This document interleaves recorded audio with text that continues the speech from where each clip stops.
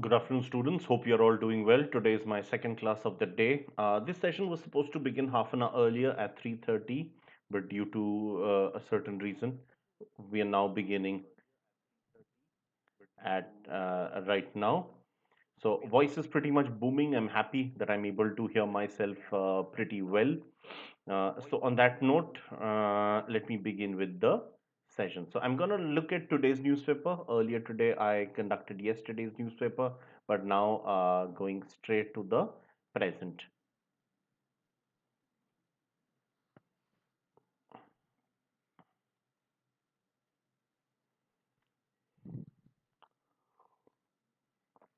So I must also tell you that another big advantage of reading newspapers, the old style compared to reading online, there's one more advantage. While I've probably said a few on both sides of the picture, it's not that I'm against online reading, and not at all. I'm a regular reader of well-established online publications.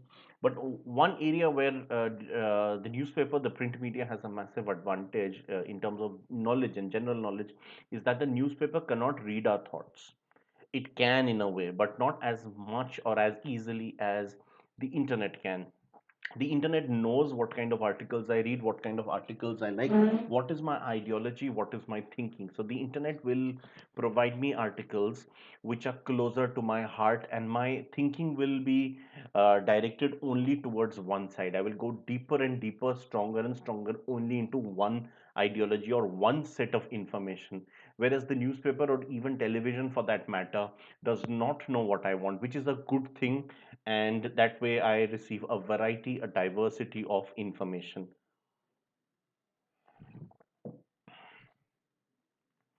So first of all, first of all, I'll discuss a little bit on Unacademy. So welcome everybody to Unacademy, India's largest online learning platform.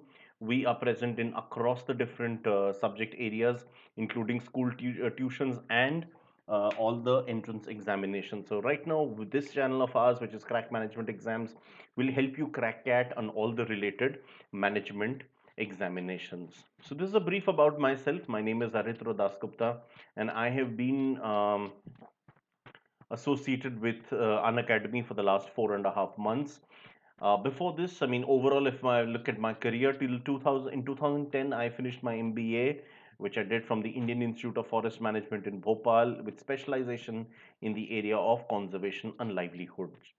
I've got over a decade's work experience in these areas of teaching, training, strategy consulting, executive recruitment, and in content writing.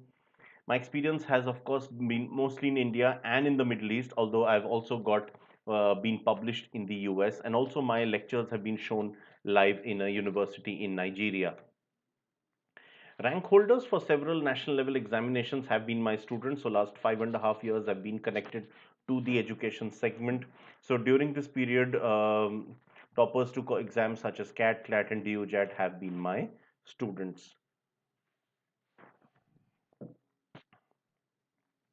So this is all you will receive as part of the Unacademy platform. First of all, you receive there are daily live class in the sense that, of course, I am giving out lectures on most of the days, but even if I am not, somebody else from my team will be. So you can actually go through their sessions. Now, Unacademy has also composed one more really exciting session, which is on the IPL, where we are the associate sponsor. So you may actually go through it. And apart from that, in our channel as well, we are having a number of other sessions as well. So you can take a look at those. There are live tests and quizzes as well. In fact, there are a couple of different ways in which we can have quizzes. One is the full length mocks, which is conducted by the head office. You also have scholarship tests, which are on subject basis conducted every Sunday, known as the scholarship, known as the national scholarship test. The same day you get analysis as well. The course content is very well structured. Our head office in Bengaluru, वहीं से pedagogy होता है, and of course we guys finalize. And of course you get unlimited access. The moment you are enrolled, you can take n number of sessions, right?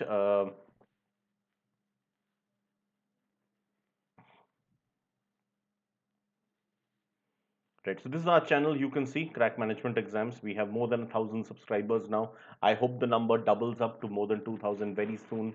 And then we are looking at five-digit numbers, probably very soon reaching 10,000. Right? You also receive unlimited access the moment you are enrolled. You can go through a number of sessions. This is a group of some of our top educators. Please take a look at their names, their profile, also the number of followers and the watch minutes. So all of it is pretty impressive. You will notice. By the way, today is World Education Day. So, because today was the birthday of Maulana Abul Kalam Azad, India's first ever education minister after independence. So, this is something which is really important for you guys.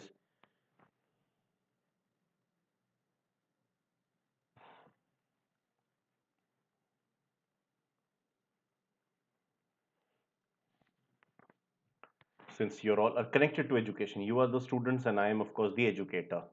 There are also a lot of live classes which are available on YouTube, so you can see these are the sessions available.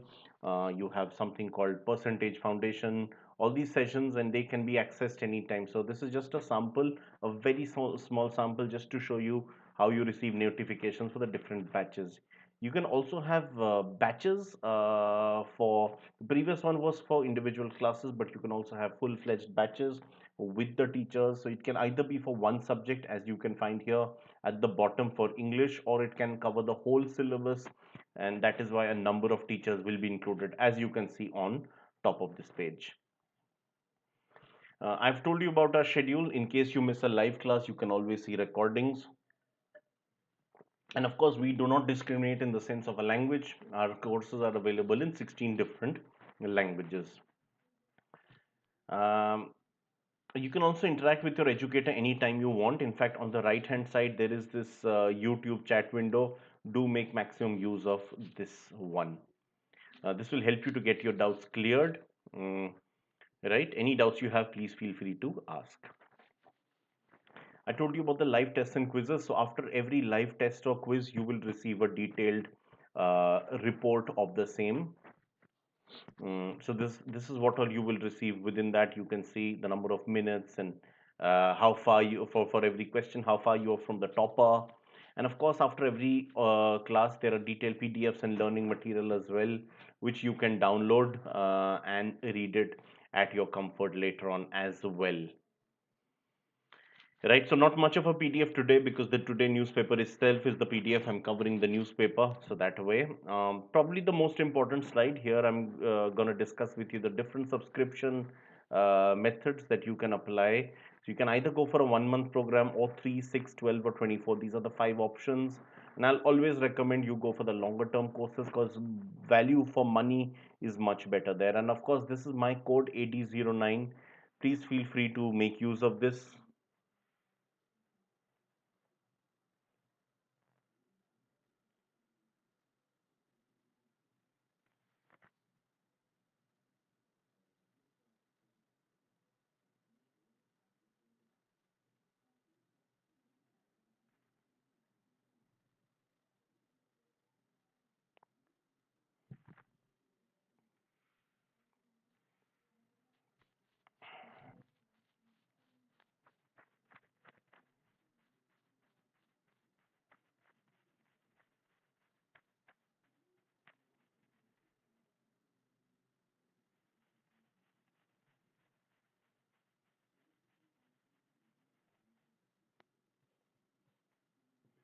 Right, I hope you've all gone through. So, on that note, let me begin with the content of today's class. I'll just fetch today's newspaper.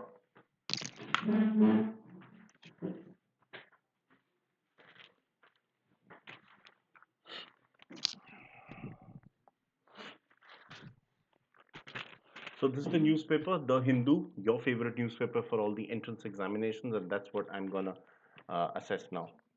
The most important thing yesterday, of course, was the Bihar elections. Yesterday was the counting of the same, and a lot of the exit polls have proven to be incorrect yesterday. Exit polls were generally, for a while, getting it correct on several elections, like in Delhi and in Jharkhand. Many of them got it wrong in Haryana, although some of them did get it right. Haryana and Maharashtra, many of them got it wrong, but Lok Sabha was correct again. Um, right, so. This time, almost all of them got it wrong because it is the NDA which emerged as the winners. They have been declared winners now.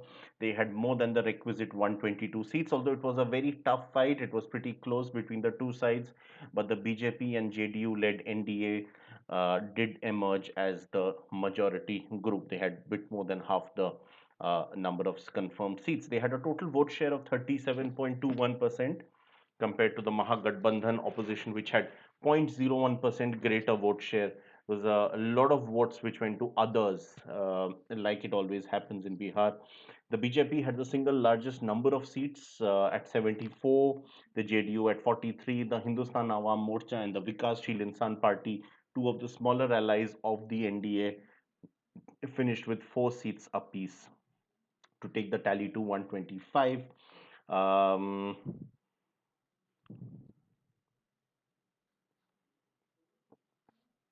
At the NDA, the RJD overall finished as the leading party across the state, not just within the Mahagathbandhan, but the overall. So they had total of 75 seats. They won, procuring the highest vote share. Although it is true they contested on the maximum number of seats as well. The Congress won just 19. Their strike rate was probably one of the lowest among the leading parties. The three left parties together procuring around 16 seats. The CPI, the CPIM, and the CPIM mill, these three together. The others had around 8 seats, one of them with the Lok Janshakti Party, five with the AIMIM, definitely turning out to be the surprise package, one for the BSP, and there was one independent winner. Sticking with elections, there were lots of bypolls in the country. I'll discuss in detail the bypolls, but most important one was in Madhya Pradesh. It was almost a full-fledged elections as there were 28 seats up for grabs. And MP is a state which is a direct contest between the two big national parties, which is the BJP and the Congress. The BJP winning yeah, the BJP winning 19 of those 28 seats with a 49.4% vote share.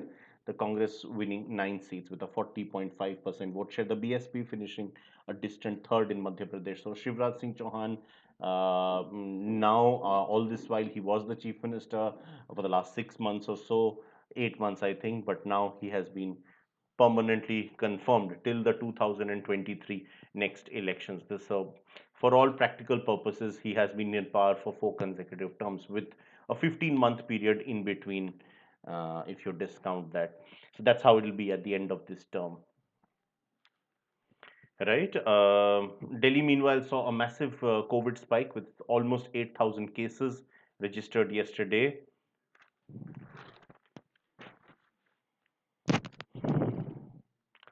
Delhi and the neighboring NCR region suffered severe air pollution for a sixth consecutive day in the city. The PM has meanwhile sought respect for territorial integrity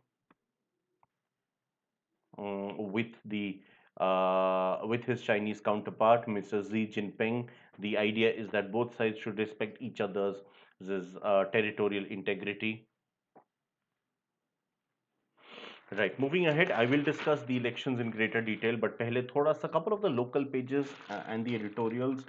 I told you about Delhi's air quality. The Delhi government, headed by Shri Arvind Kejriwal, has confirmed that all the residents in the city will receive e-health cards by 2021 because this will improve healthcare delivery. A lot of the services which are home delivered, as well as services for which you need to visit the centers, all of that will be conducted through these e-health cards. Shri Satyendra Jain, who's the Minister of Industries in Delhi, he has addressed several of the concerns regarding industrial policies, and he also has discussed regarding a boon for the high tech and the service sectors.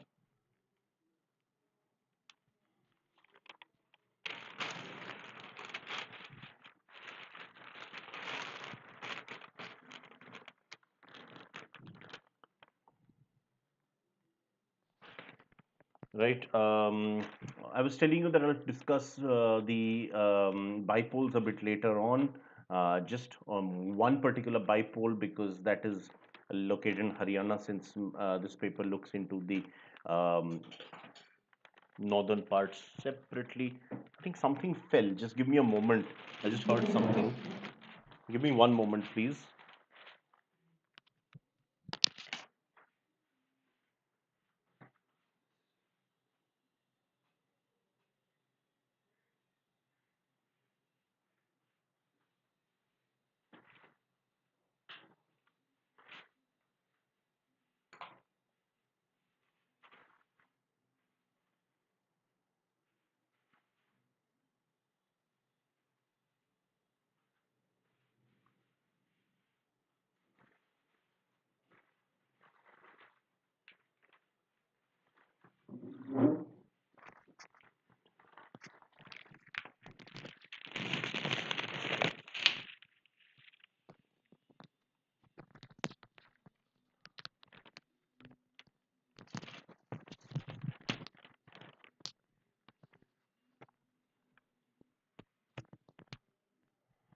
Right. A pencil fell, so I just picked that up. Anyway, so sticking with news from North India, in the state of Haryana, there was one bypole in the district of Sonipat. So Sonipat is, of course, a pencil fell, so I just picked that up. Anyway, so in Sonipat, there was this constituency of Baroda, which had been one. This is not the Gujarat wala Baroda. This is in Sonipat, Haryana. So this had been won by Congress even during the 2019 Vidhan Sabha election. Congress has retained that seat with a significant, margin, the 49% vote share in total.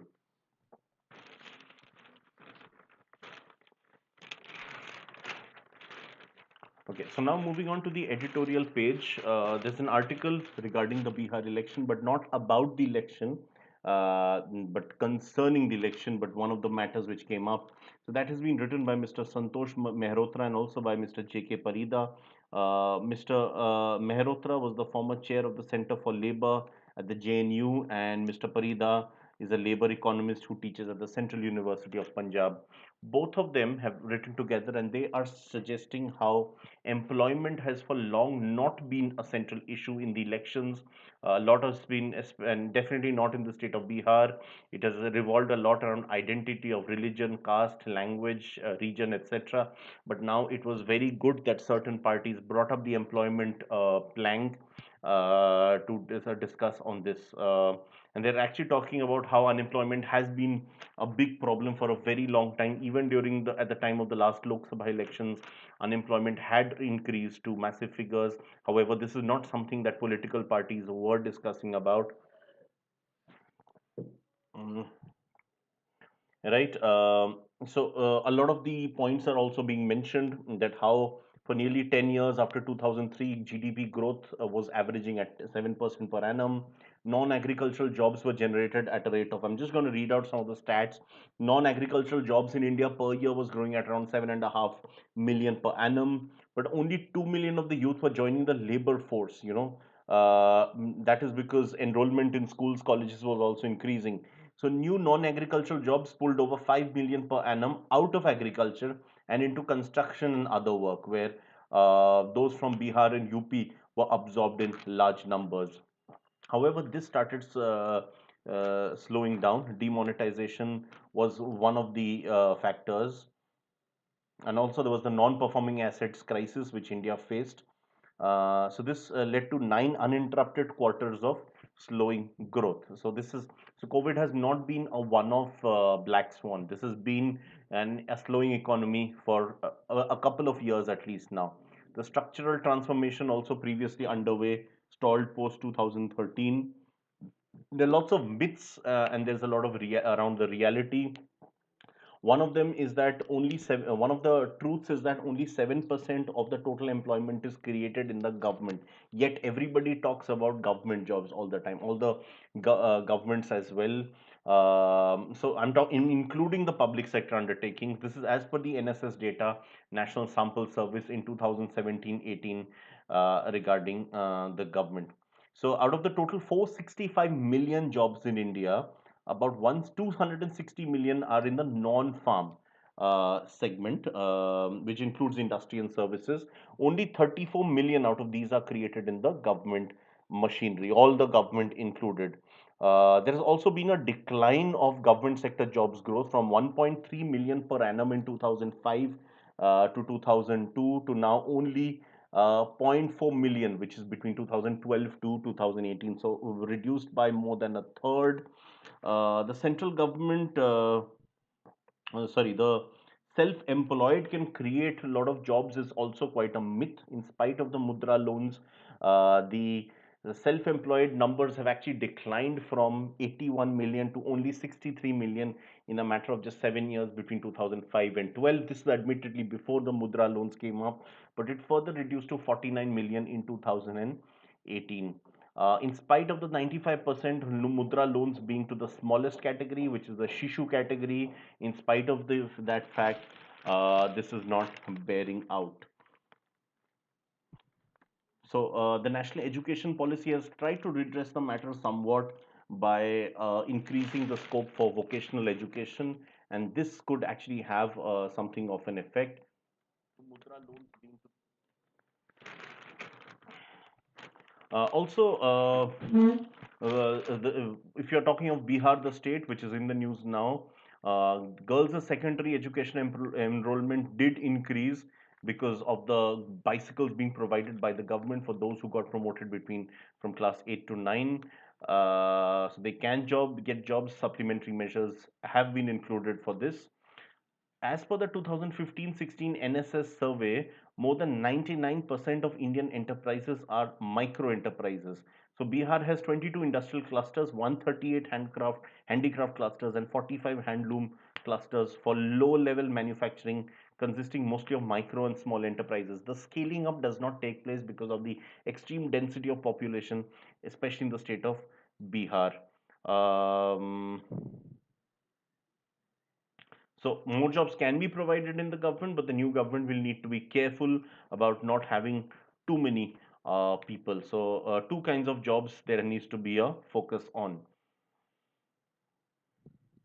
So one is the health and education sectors as well as the police and judiciary. These are sectors where more number of people will be needed. Also, the share of Group C and Group T jobs is an overwhelming 89%. Only 11% of jobs are for Group A and Group B, which are obviously the more high paying one. So, very few managerial or professional staff. So, this way it is very difficult to run a government machinery. So, probably skew the percentage more towards Group A and Group B, which will increase more of professionals and managerial stuff. So a lot of the spending on health will actually need to increase after the pandemic by the different state. Bihar has the highest fertility rate, total fertility rate, which is at 3.4 number of women per number of children per couple or per woman of reproductive age as per 2015-16 data. Um, in fact, as per a WHO report, there should be one doctor for every 1,000 people population. In Bihar, it serves as the one doctor for 43,788 people, which is the lowest bed to population ratio.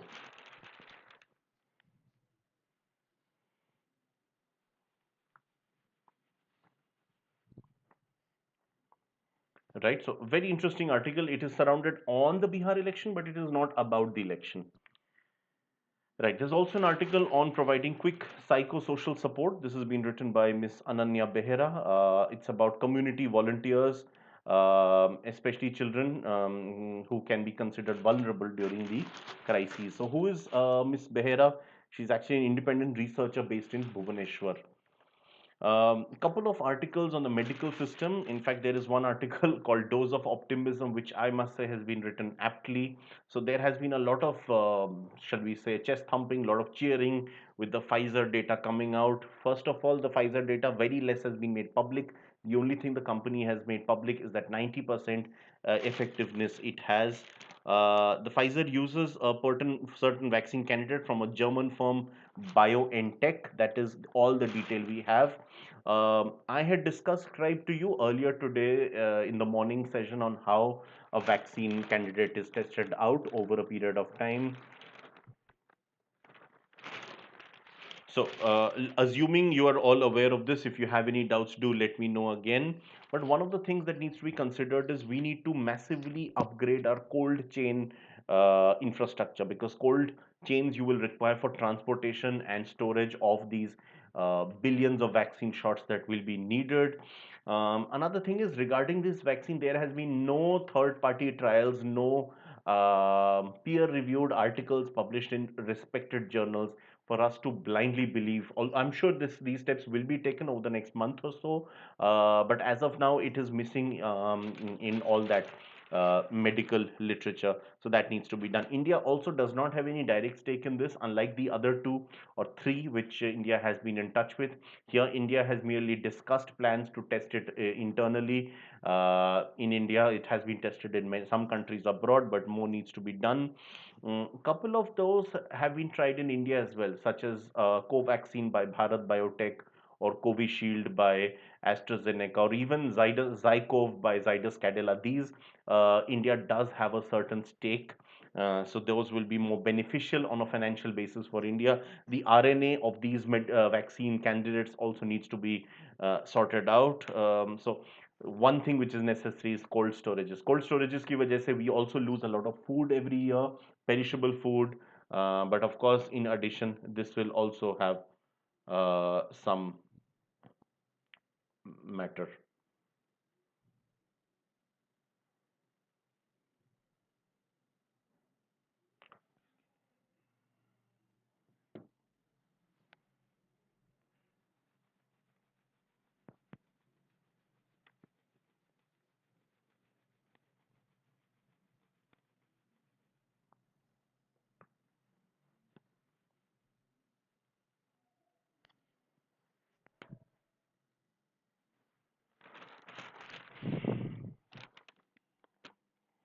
Right. There's also an article by Dr. Soham Bhaduri, who's a Mumbai-based physician, also a public health commentator and editor of an Indian, extremely respected medical journal called the Indian Practitioner.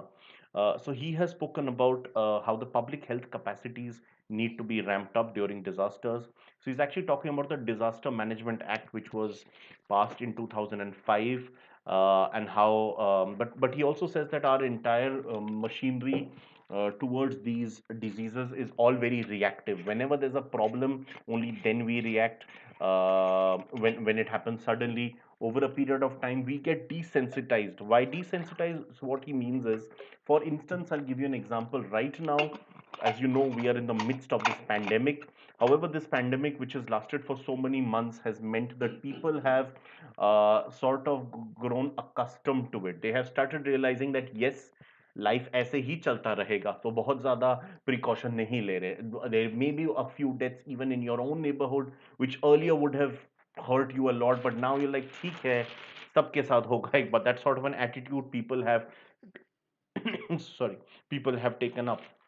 So that is something which gets dangerous, and during once something gets people get accustomed to a certain disease, they start taking that disease less seriously. Exactly, that is happening in India with COVID-19. He's also speaking about how Europe has seen another wave of this thing, and nothing rules out something similar in India as well, although our daily numbers have come down all over the country. um,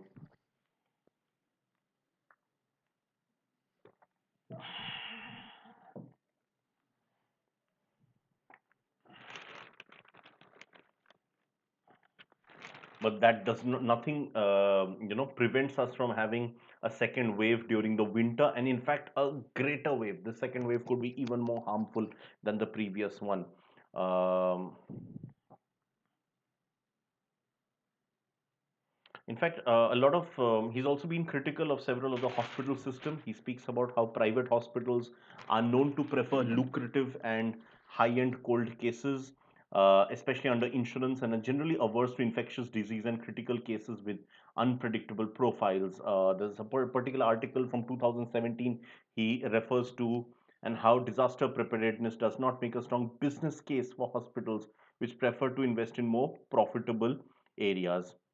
So there is a greater requirement. These are some of the drawbacks in the private sector, and there's a greater need for integration with primary care. Primary care is something which is available at your nukkar mohalla area, something which is very localized and very important in especially the rural areas. So that is something he has spoken out about. The next two articles are very much about the Bihar election. So there's one article by Mr. Sajjan Kumar, who's a political analyst associated with the People's Pulse, and the other is by Mr. Atul K. Thakur, who's a policy professional and columnist. So I'm gonna merge them together, sort of, and because the ultimate take of these two articles overall is about Nitish Kumar. Nitish Kumar was written off just prior to the elections. He has been chief minister for 15 years. There is undoubtedly a lot of anti-incumbency, and people did want a change, but many of them could not really muster another candidate. They did not really find the confidence to switch over to the other side. Many of them, while they did want change, they were not confident enough of the other side. Also, many of those who wanted change, they were more vocal, while many of them who may not have been so much of the change wanting group, they remained silent. So that is something which has come up. The JDU, the Janata Dal United, Nitish Kumar's party, has got a respectable vote share. And in fact, as it stands out, had the Lok Janshakti party not contested on so many seats, the JDU might have even been the single largest party in the state, maybe even above the RJD and the BJP, because the LGP did turn out to be a spoiler in chief on so many seats of the JDU, right? For about 30 odd seats, that's what the initial data does suggest. Mm, there is also something called a silent voter. A lot of the women, especially, are silent voters. They are the kind of people who might not be happy with the present leader, but they do not want the alternative because they have had experience of the alternative long back, and so they are okay. They're somewhat okay with the present situation. Rather than going back. So the silent voter, which often comprises of women and many of the oppressed societies, oppressed people in the society, they tend to show their power on the day of the election rather than before on rallies and through speeches. That is something which has really come up among the extremely backward communities here. Now, Nitish Kumar has been a heavyweight even in this Bihar election. There is no doubt about that. Even though the BJP has more seats than the JDU, the RJD has more seats about than the JDU. The fact remains that last time RJD contested had an even better, far better strike rate. This time, out of 144 seats contested, the RJD wins 75. Last time they contested 101 seats and 181. That was a staggering 80% strike rate. Um, and no doubt it was helped to a large extent by the fact that Nitish Kumar was the CM face of that joint alliance. And in fact, Nitish Kumar did have this thing, shall we say, JDU voters did vote last time in large numbers for the RJD on seats where you had the RJD contestant in the pre-poll alliance. The vote transfer from JDU to whatever is the ally. This time is the BJP. Twice earlier it's been the BJP, also on several Lok Sabha elections. But last Vidhan Sabha it was with the Congress and the RJD. So the vote transfer took place seamlessly. This time that did not happen. So it affected RJD. Which went down by 5. It even affected the Congress because the Congress last time won 27 out of 41 seats. This time it wins 19 out of 40. So it's a complete, change.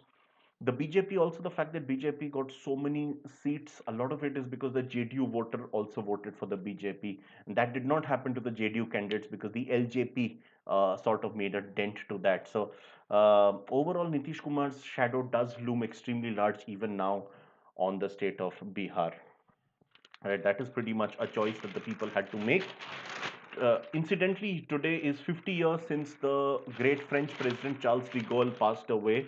That is through the archives. I can read that because the Hindu has a very interesting feature where it, sort of quotes articles from the same day 50 years back and 100 years back. So 50 years back on this day, Charles de Gaulle, the French president, passed away. So for all those, who is Charles de Gaulle? He is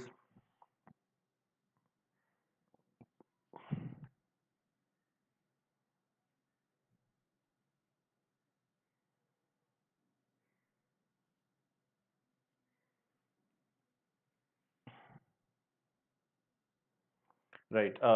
He was the French president at the start of the Second World War. I'm going to take a class in the Second World War very soon, so you will get to know his name again. France lost. France was thrashed very easy early on to Germany. And so there was a rebel French government based in Vichy in southern France, which sort of was now known as the new capital. That was a German puppet government. The French government of Charles de Gaulle that fled to Great Britain, and from there Charles de Gaulle conducted a sort of an anti-Germany or anti-Nazi Germany um, movement of the French people, including a lot of the free French soldiers who participated. While he did take British help, that was something which had to be, Britain had to do that time. After the war, he was actually quite critical of Britain, and he was somebody who fought tooth and nail not to allow Great Britain to enter the European. There was no European Union at that time. There were other continental groups. He was highly opposed to Britain entering. In fact, he called Great Britain's entry into that as a Trojan horse, something which will uh, sort of end up destroying the European unity and end up destroying the French identity as well. That is how strong he commented.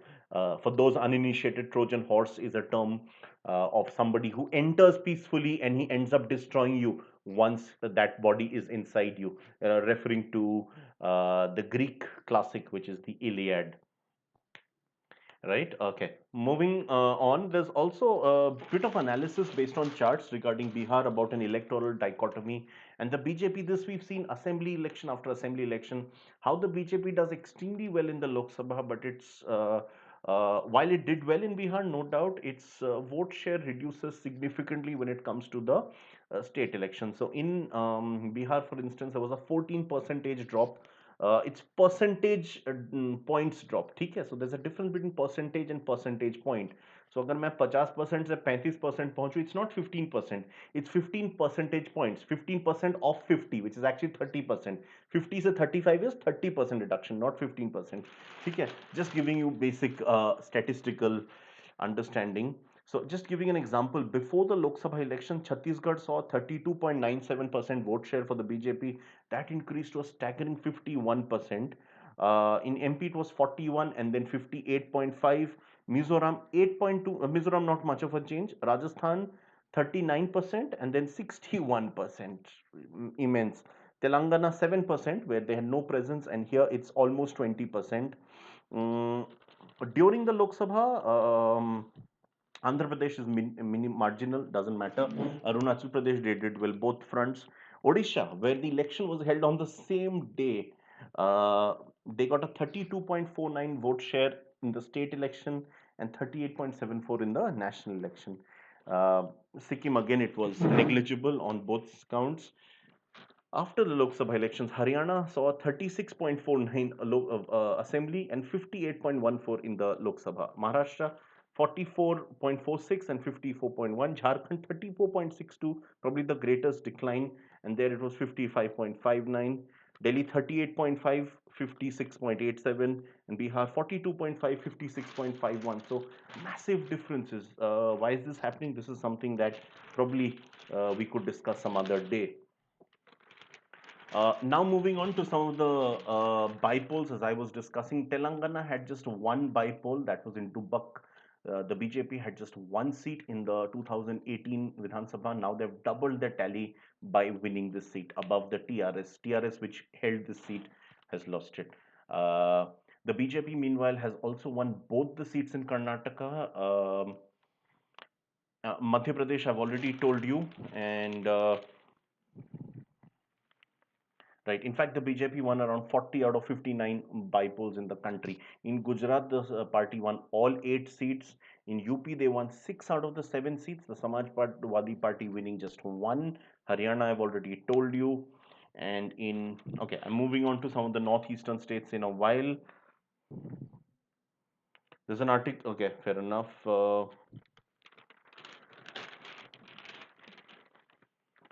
There is also an article of the resurgence on the left front. CPIML put on a tremendous performance, ended up winning 12 out of the 19 seats. For the first time ever, they were in alliance with the RJD, while the CPI and CPIM have been in alliance earlier. CPIML had never been, this time performing extremely well.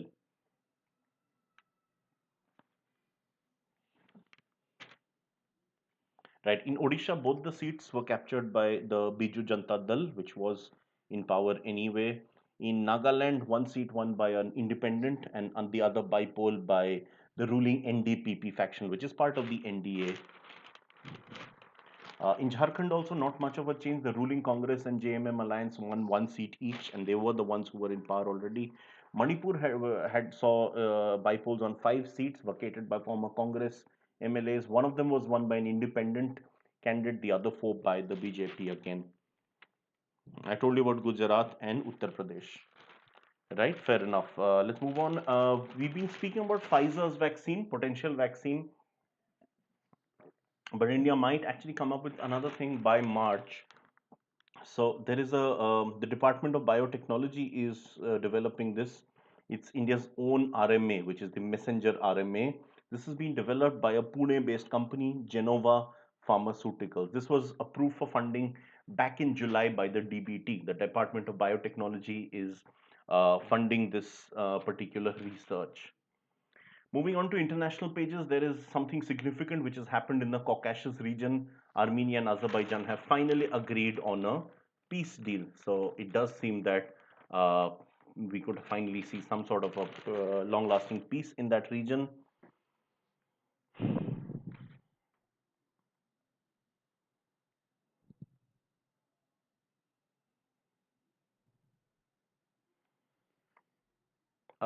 There is some, shall we say, some worries within the Taliban camp in Afghanistan because Donald Trump had confirmed that the US is withdrawing its troops from Afghanistan. But now there is some unease with Biden becoming the new president. Maybe he will reverse this law. Joe Biden has also defended the Obama era healthcare law, often known as Obamacare. So that will continue, in fact, be reintegrated. From Palestine, a key negotiator, Mr. Saib Erekat, who had been negotiating on behalf of the Palestinian people for long, he has passed away.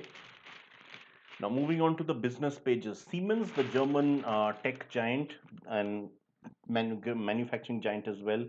Uh, you're probably aware India is set to auction new coal plants, uh, new coal fields rather. Siemens has decided not to agree with this. So its arm has, which is Siemens Energy, will not be going along with any of the bidding. Although it will continue offering bridging technologies such as gas-fired plants, but they are committed to reducing the effects of climate change and the carbon emissions, which is why they are not going to support this thing. LG, meanwhile, the Korean electronics giant, they have doubled their marketing budget to 100 crore rupees. They are seeing a 50% growth in the ongoing festive sales. The Sensex earlier today morning, I told you how very good the stock market is doing. The Sensex has now hit a 43,000 mark in the election in the Bombay Stock Exchange. Of course,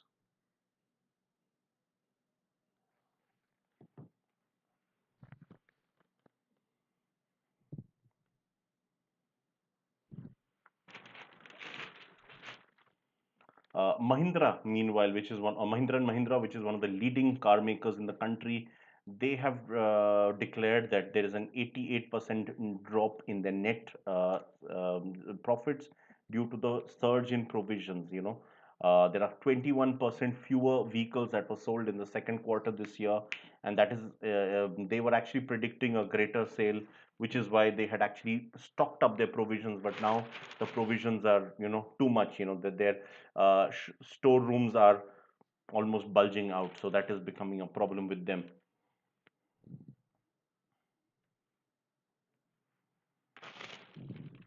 Audi is set to increase prices across its luxury models by 2%, the German luxury car maker.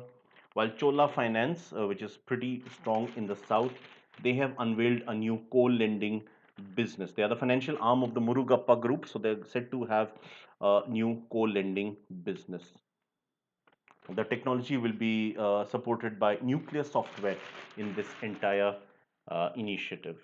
Mitsubishi Corporation, meanwhile, has picked up a minority stake in TVS. TVS's Supply Chain Solutions Group. TVS, of course, renowned for its deep supply chains.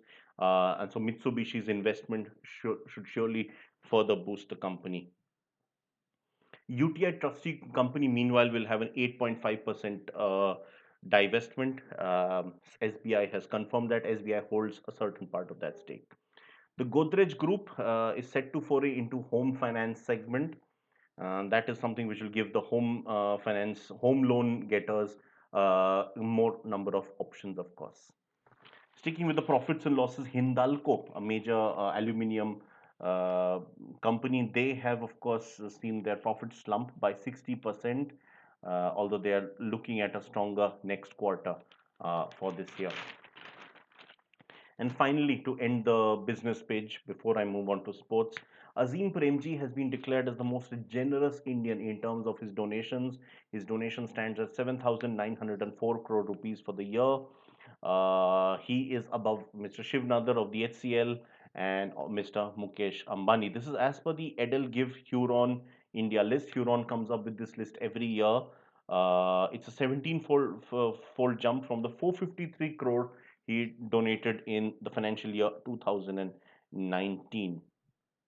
Others in the top 10, let me read out to you the list, is Mr. Kumar Mangalam Birla, also Mr. Anil Agarwal from the Vedanta Group, Mr. Ajay P. Ramal, Infosys co-founder Mr. Nandan Nilekani, also the Hinduja brothers who are based in the UK, Gautam Adani and Mr. Rahul Bajaj. So finally, I'm coming on to the sports pages. You're probably aware yesterday the IPL ended, and for the fifth time, and in fact for the second consecutive year, it's the Mumbai Indians who have won. This year's IPL was actually, the games were pretty close, a pretty competitive IPL. They defeated the Delhi Capitals in the final. Rohit Sharma actually becoming the first ever batsman to score a half century in two different finals. He had done that in 2015 as well. Rohit Sharma's, it's actually, he's won more IPLs than the Mumbai Indians have. Mumbai Indians are on top with 5 wins. Rohit Sharma, apart from these 5, he also won once with the Deccan Chargers back in 2009. If I look at the honors board, Rajasthan Royals won the first year. Deccan Chargers, the now defunct franchisee, they were winners in the second edition. Then there were 2 consecutive editions of Chennai Super Kings. That was the first time a team won 2 consecutive editions. Mumbai Indians have become the second team. KKR, the Kolkata Knight Riders, won twice in 3 years between 2012 and 14. The Sunrisers Hyderabad, the replacement franchisee of the Deccan, won in 2016. Mumbai Indians winning every even year, 2013, 15, 17, 19, and also in 2020. Chennai Super Kings also winning Beach Mein Ek Baar in 2018, the year they came back to the IPL after a bit of a suspension for some years. So Rohit Sharma actually played his 200th IPL, making him the second most capped player in the IPL, only behind Mahendra Singh Dhoni, who has 204. Kieran Pollard, is the player with the maximum non-Indian with the maximum number of matches. Kagiso Rabada picked up 30 wickets this season, becomes only the second after Dwayne Bravo achieved that in 2013 with 32. So who are the award winners? Let's see. Devdutt Padikkal of the Royal Challengers Bengaluru won the best emerging player. Most valuable player overall, Jofra Archer from the Rajasthan Royals, the England fast bowler. Purple cap for the maximum wickets went to Kagiso Rabada. Orange cap for maximum runs to KL Rahul from the Kings 11 Punjab. Fair play award to the Mumbai Indians. Game changer of the season, KL Rahul. Super striker to Kieran Pollard of the MI, and most sixes to Ishan Kishan of the Mumbai Indians once again. The Mumbai Indians full of winners, which is what helped them winning the thing.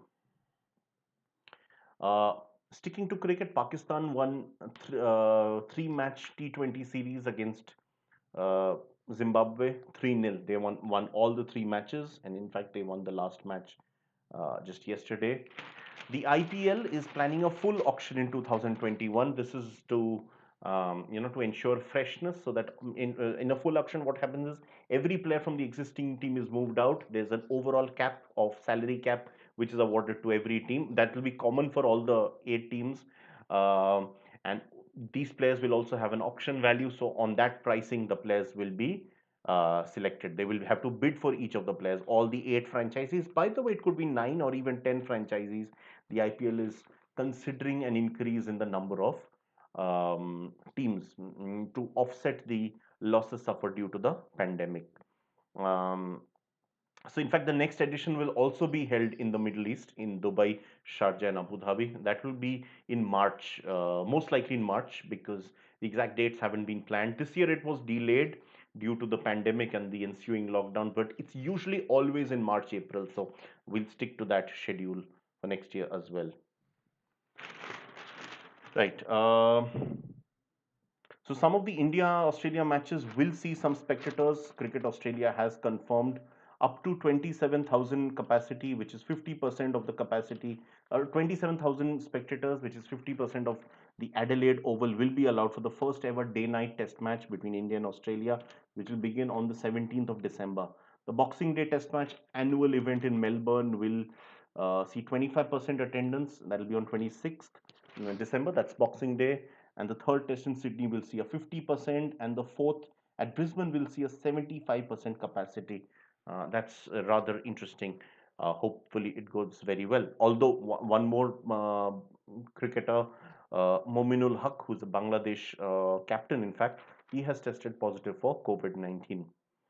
Changing our sports and moving to Formula One, which is obviously for car racing. Formula One has unveiled a 23 race calendar for 2021.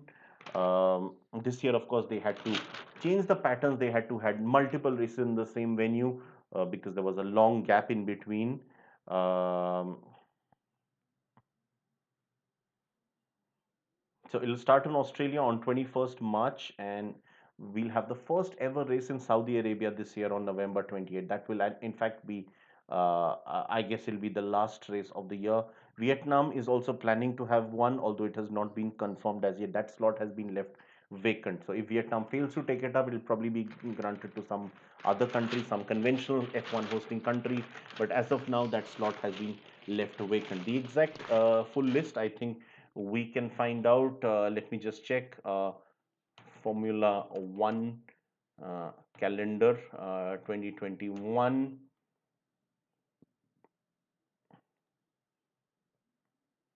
So it's actually a record maximum number of things. So let's just take a look.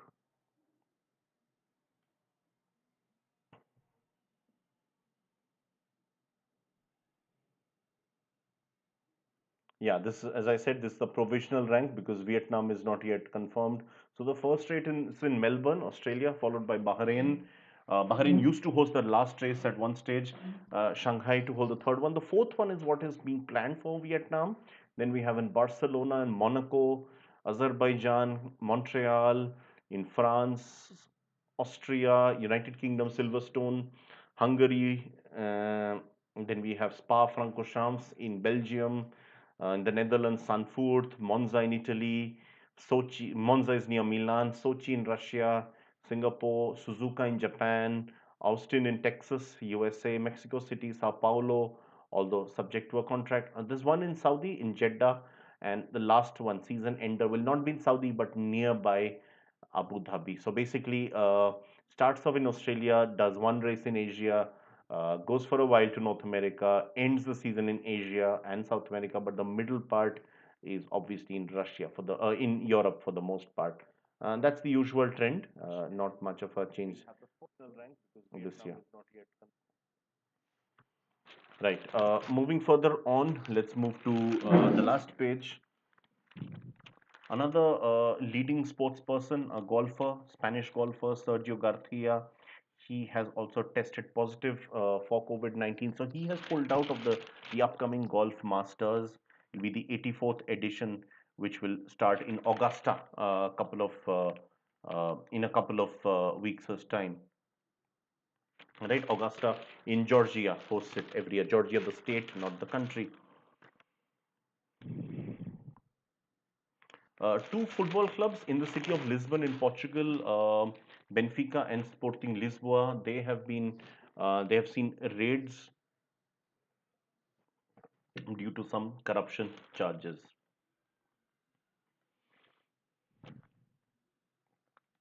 And finally, from the world of football, in Italy, the football club CF Fiorentina, they had recently sacked their coach, Mr. Giuseppe Lacini. He has been replaced by a veteran, Mr. Cesare Prandelli, one of the best known Italian coaches for the last 2 decades. He has returned after a 10-year absence. Fiorentina started season quite poorly in spite of having some good players like Franck Ribery. They did lose Federico Chiesa to Juventus. So they won only two of their first seven matches this season.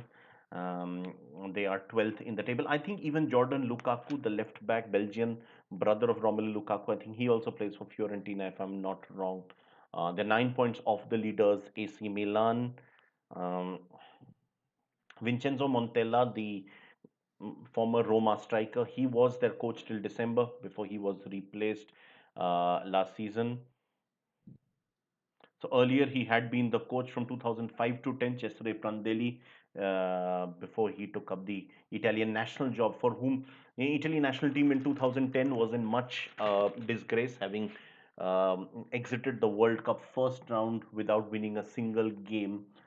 2000, but 2012 they were runners up in the Euros. That was a tremendous achievement under his watch. We're more or less done with the session. I'll just quickly bring on the Times of India for a couple of things. Just give me a moment, please.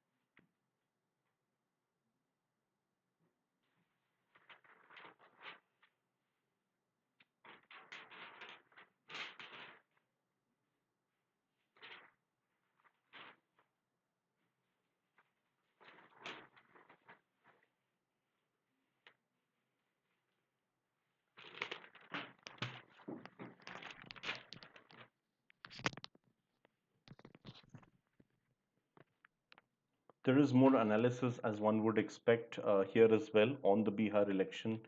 And in fact, one of the writers, Mr. Sajjan Kumar, he says that there isn't really much of a Bihar wave. He dismisses the comments of the others that this time there were real issues like employment. We saw, he says, material issues did not dominate. It was the same caste and identity arithmetic which were interwoven with them. There was not a complete change, which many people have commented.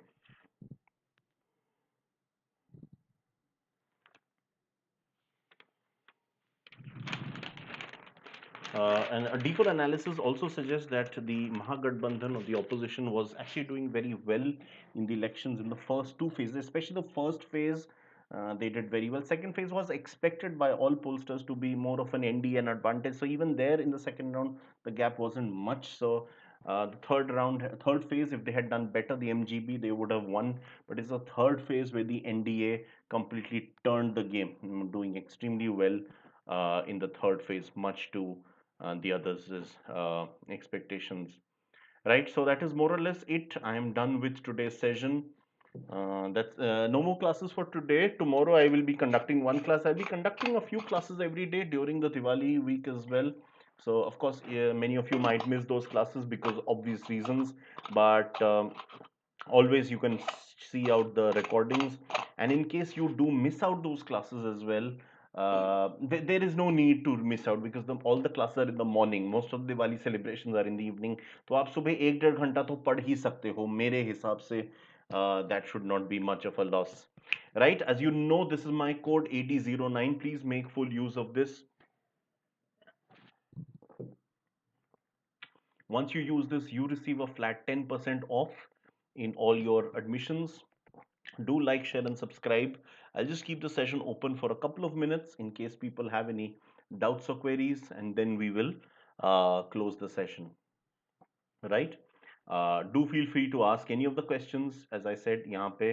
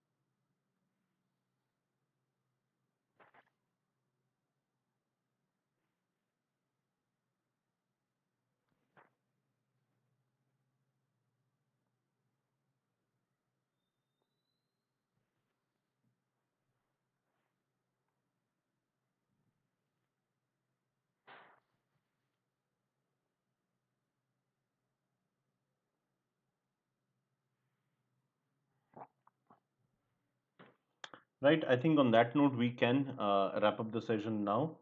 Um, so fair enough. Thank you all so much. Let's see. Let's meet each other very soon. Have a wonderful festive season. Wonderful but safe festive season. Uh, Festive season we are in the midst of. I meant Diwali and Kali Puja. So thank you so much till then. See you all very soon.